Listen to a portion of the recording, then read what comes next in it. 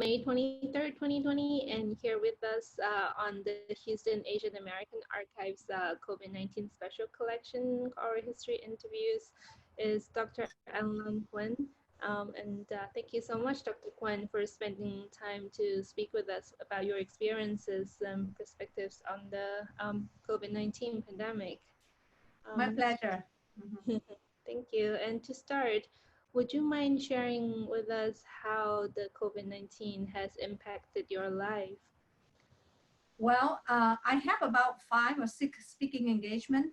Like, I had a very packed travel schedule in March. Actually, I just came back from Paris right before the ban go to Europe. So it's just so lucky. Like we had an event in Paris, France, and Mhm. I came back here March the 9th. Oh, And wow. March the 12th, President Trump announced the ban from travel back and forth for Europe and United States. So it's and so basically all the travel arrangement, uh, conferences, speaking engagement, they all kind of got canceled. Um, so that's the first impact.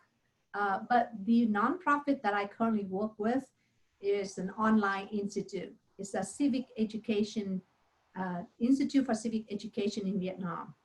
And I also the executive director of LISUM, which is life skill and professional development for success. So with speaking, training, coaching, and of course, there's a portion of that is online too. And when coaching, I do coaching online or virtually. So it doesn't affect those online classes. And actually, we got busier because then, we realized that with COVID-19 crisis, everybody got so frustrated. The emotional wellness is not there. So our organization is specialized in helping people to build their emotional wellness. So there is an urge of serving. So I actually call up a lot of my fellow speaker. I'm part of the National Speaker Association Houston chapter. And as you know, all of these professional speakers, they got canceled too. So they free.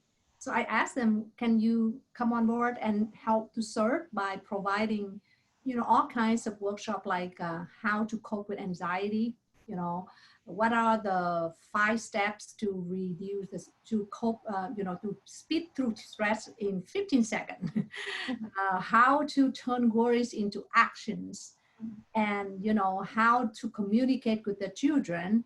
Now you have to live with them 24/7, and you have to work from home, so it was all of these pressures. So we became so busy because like we organize a workshop once a week in the Uh-huh. past 2 months. So I have one just this yesterday, and then we'll have one more next Friday. So nearly every Friday we have a workshop, online workshop, and Mhm. serving anybody who want to benefit from it. So in one way, I feel that it taught me a lot in terms of how people react to crisis. Mhm. And I observe because my communities, some are very vulnerable because they don't speak English as the main language. Right. And so so in that aspect, I also serve on another I have several nonprofit to serve. So the other one is for the Houston community is the Vietnamese Culture and Sign Association. Mhm. So basically, we partner with YMCA and Houston Food Bank and a lot of other local store to provide meals for senior who cannot go anywhere. Mhm. Um, and also there's a massive PPE fundraising event, in order to help to purchase the PPE for our healthcare providers, Mhm. people on the front lines.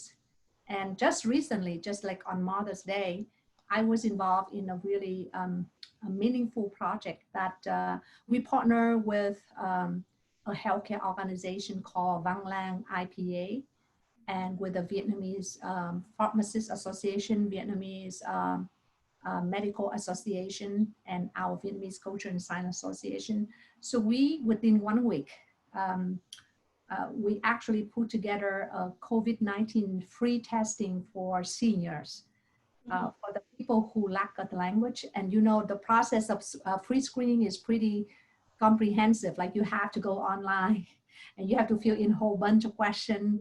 And only when you qualified, you got a number, and then you get into the drive-in and you wait like a couple of hours before you can be screened. So some of our senior, and there's a large Vietnamese community here in Houston. We have about 150,000. So a lot of seniors that they want to be tested, they spend 3-4 hours. And some of them who cannot drive, their children have to take them, go multiple times without being success. So that's the reason. And we did it very successfully. So we did it one in the South 45, which is as a church, a Catholic church called Vietnamese Mature Church. And it's one of the biggest church here for the Vietnamese community here in Houston. And the other one is at a Buddhist temple. It's called Liên Hoa Temple in the Southwest area. And I was actually involving in directly the traffic and, coordinate with the volunteers at the Southwest area. And it was really meaningful seeing that, and we partner with a lab here. That lab, they got a grant so they can provide 500 testing kits. But we still have to collaborate with a lot of doctors, nurses, the people who know how to do it. And you can imagine it's outdoor. So it's very hot. And you have to be in the whole PPE, N95 mask, and then the protective gear, and then they have to wear the gowns. And we were very lucky that the weather became very cool on that day. So it's not in the 96 degrees, it's around 80. So it's manageable. It's still hot, but it's manageable. So it was successful. And I believe that this, like today, they're doing one more in the Northwest area. Yeah. Yeah. Wow, thanks to you being busy, that the local community gets so much help and support during this very difficult time. Do a little part, that's the suffer is so much. We just try to focus on what we can do. And there's so many, when you look into New York, for example, we think that we're very lucky, like in Houston, the number of cases, the number of people who pass away, and the way that we react. I'm very pleased to see the leadership of the city, like the mayor, the judge of Harris County. They are very decisive, and all of those measures helping us to control and, like kind of flatten the curve, and we're not getting in the situation like New York. Like Houston is a huge city. So I'm very proud of Houston. Yeah, we're very lucky. And I believe you have 3 nonprofits. You mentioned there's also one called the Institute of Civic Education in Vietnam. Is there any initiative that institution has taken during the pandemic? Oh yeah, a lot. Actually, I just finished the class in the morning. So I teach a class on, and actually it's not really just related to COVID-19. It's a regular class. But in this pandemic, it helps a lot. The class is talking about the mindset. It's a personal development class, and it teach the students how to look at things in a mindset that help them to be resilient. And what else that needs resiliency than this time, right? So it's talking about, like say, as we go through life, we always have certain values that we use as a guidepost in making decisions, in coping with anything that happened unexpectedly. And the guidepost that I use for that class is called GRACE. Except for the 5 values is gratitude. G is for gratitude. R is respect. A is accountability. C is the courage. And E is engagement. So when you practice gratitude, it will help you to anchor on the joys that you currently have, even you are in social distancing, in the situation that we cannot go out every day or every week. gratitude helping us to find joys right now, even in a very bad time right now. Is and instead of focusing on the people who die, you can focus on you and your immediate family still alive, and focusing on the thing you still have. Um, phone connection, um, Zoom, wonderful tool, right? So that it brings up the joys in your daily life. Mhm. And respect is like you respect yourself, respect other, but you also respect yourself Mhm. by doing the right thing for your body, because your immune system need to be protected these days, right? But if you occupy by anxiety, you occupy by stress, it will lower the immune system. Mhm. So by practicing respect to yourself, you would need to do some actions focusing on self-care. How do you, make sure that you're good? And accountability is to take ownership of your life. So you feel like you are a victim, like, COVID-19 happened.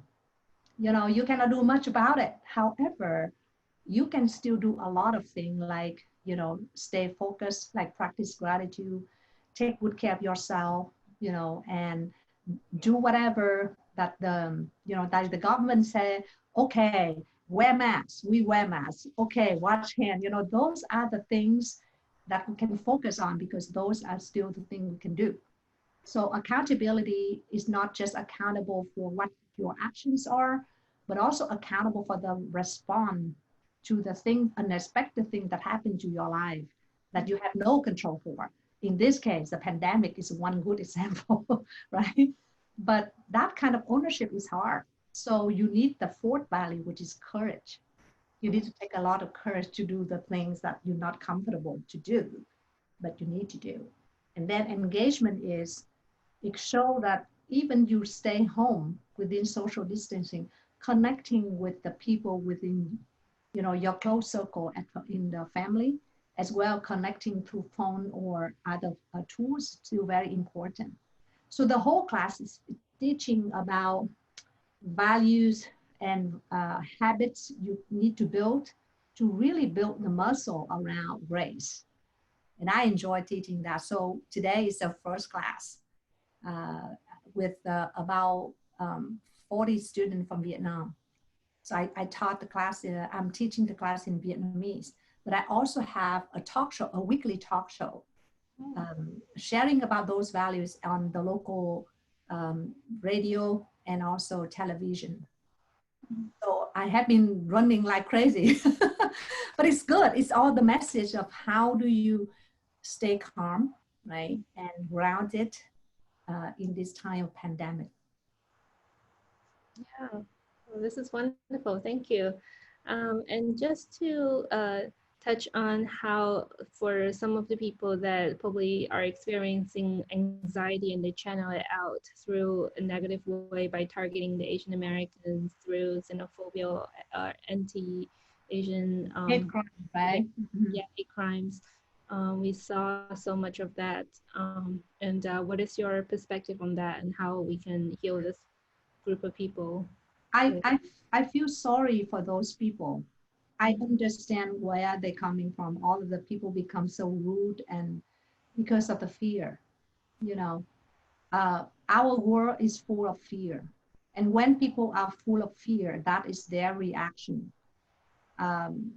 So from their perspective, I could see, and I don't believe that is the norm of America. America is not like that. America is as a whole, we always value diversity. And that's the reason why I became a board person and I go here, because here it's a freedom for justice for all, regardless of the skin color, culture, age, or background, cultural background. We are all in this together.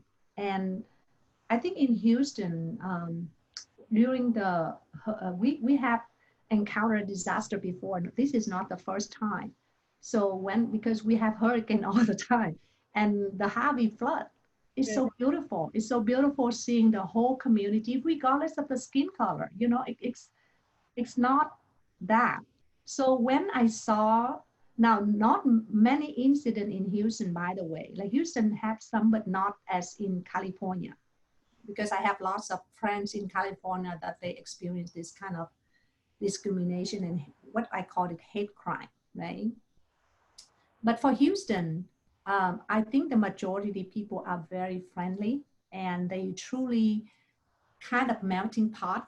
Like we live together, and I have seen so many beautiful scenes of people, white people, black people rescue the Asian people, and vice versa. We don't see that the difference in the skin color or the culture as the barriers.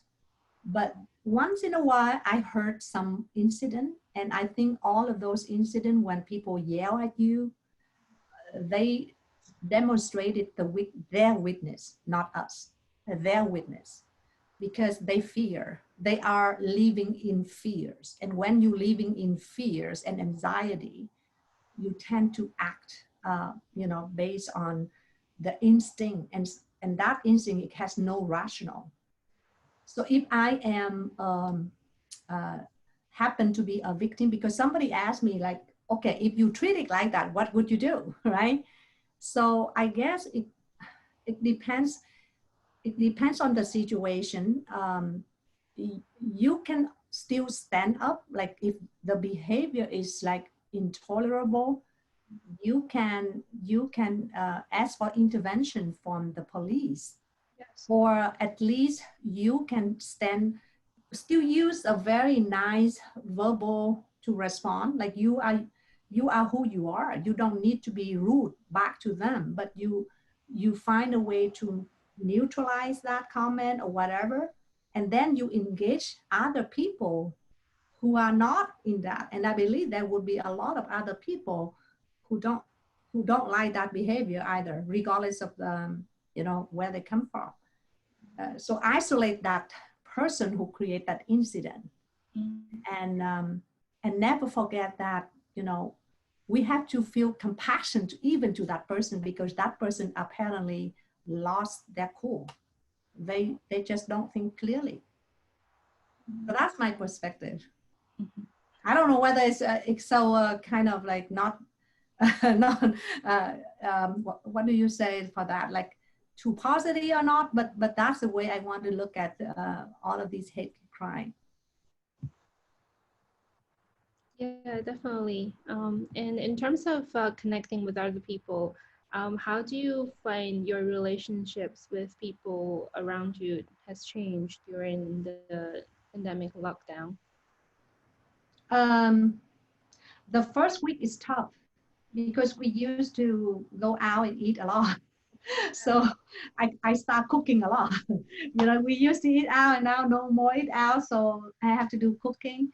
But then I call my sister more often to ask for how to cook this thing, how to cook the other thing, and so more conversation. And then I found out, okay, why don't we do a Zoom for the family once a week?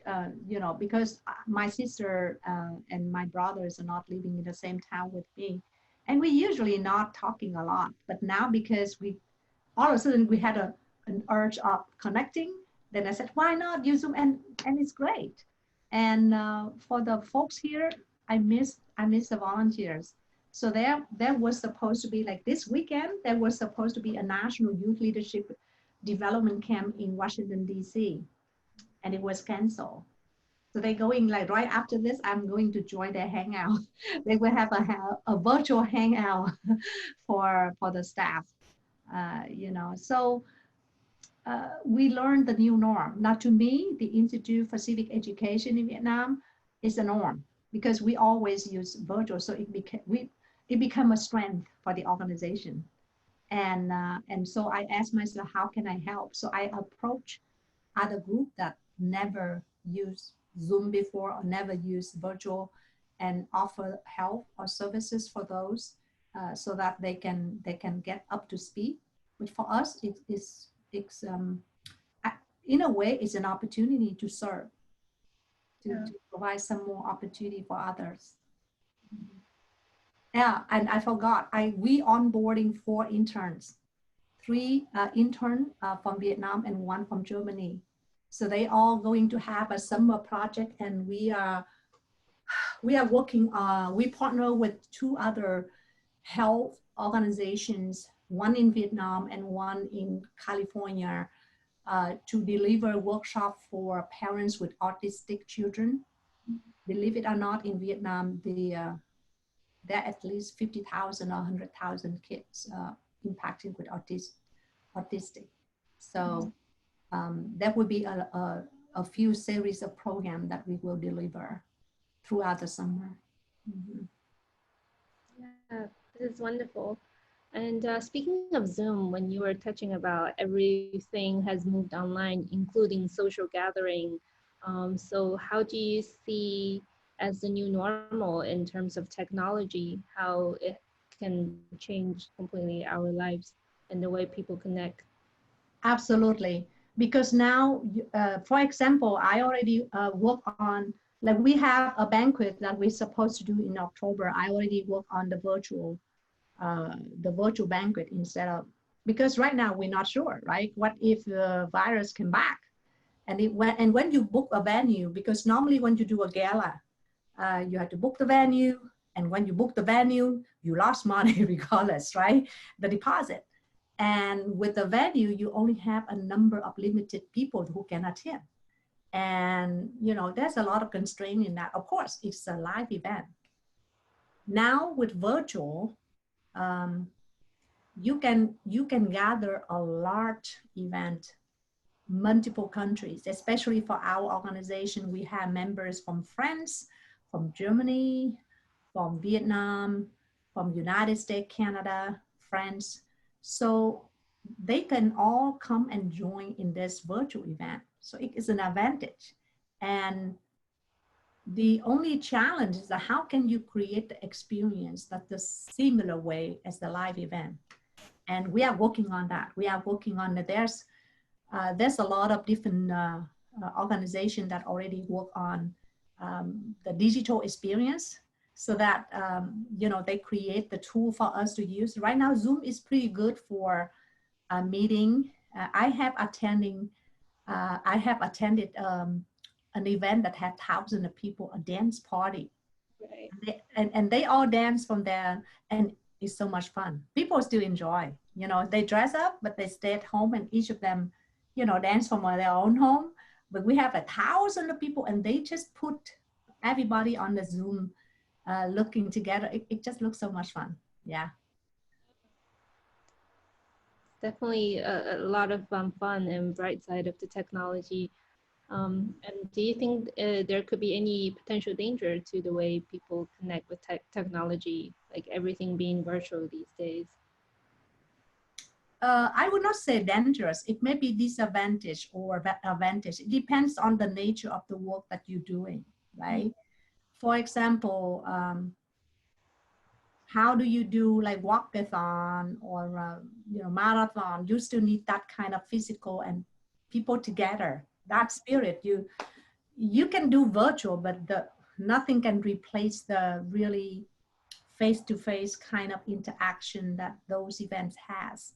Yeah. But again, our human creature is very good at adapting. So I strongly believe in that, and I look forward to. And I already work for mine, so I have two events that at the end of this year we already put a team together, focusing on, okay, what kind of experience we want to create. Can you do auction? And also fundraising. If you can tell the story, you utilize more non-digital. You build up the Facebook fundraiser, or Twitter account, or Instagram, and just utilize the social media more. However, it could be a challenge for the community, for the sector of old people, the senior people that never use social media. Then how do you outreach them? How do you teach them to use the technology so that they can be connected?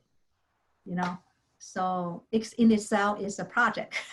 That I never run out of project. I can tell you tons of projects that serve the needs and that's what I'm good at. You know, like looking around and see where are the areas that need help, and jump right in and create a project. And and mobilize people to volunteer and to help to make the project happen.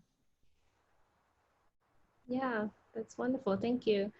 And I'm just wondering, has this pandemic, in a way, inspire you to, for example, look at ways that the social structure works and be able to step up and fill those gaps that weren't previously discovered before?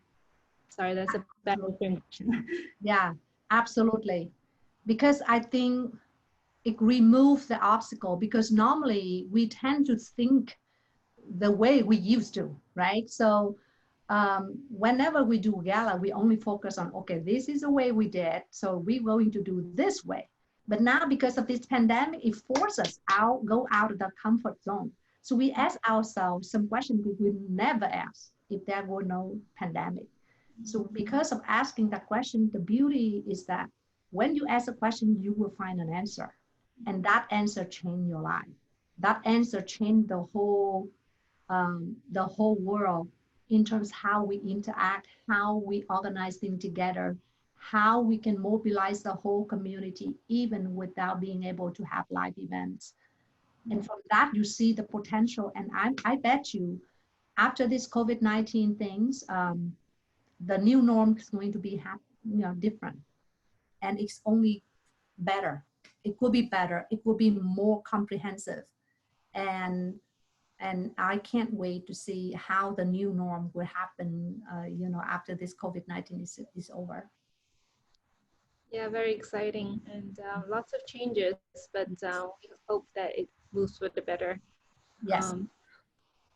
And just want to, before we close, what is the kind of single restaurant that you would be waiting to go the moment it opens? Kim Son Restaurant. Kim Son Restaurant here, they have 3 venues, and actually I think they very respectful for the law, and even other restaurants already open, they very cautious. But I know both of the owner personally, and they have been big philanthropists as well, like working in the community, and their food is excellent. Yeah. Mm-hmm. Thank you for supporting the restaurants as well as the youth community and the elderly in general, the society. Thank you so much. Oh, my pleasure. That's the reason why I'm leaving.